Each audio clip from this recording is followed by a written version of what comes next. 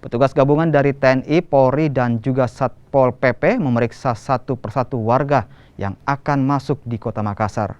Setiap warga diharuskan tes antigen jika tidak dapat memperlihatkan kartu vaksin. Jika ditemukan warga yang positif, akan diminta untuk isolasi mandiri. Penyekatan ini pun telah dilakukan sejak 1 pekan terakhir yang melibatkan petugas kesehatan dari Puskesmas dan Kodam 14 Hasanuddin. Kita turun mengecek kegiatan PPKM yang dilakukan di jalan raya. Ini kegiatannya bentuknya pembatasan mobilitas.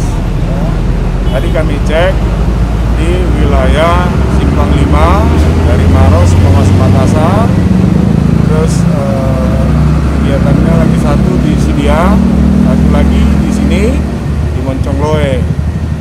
Kegiatannya kami cek berjalan bagus, di mana kegiatan mobilisasi pembatasan mobilitas yang dilakukan oleh petugas semuanya secara persuasif, ya, terus metodenya edukatif, ya, dan tidak pakai masker, kita berikan masker, terus kita cek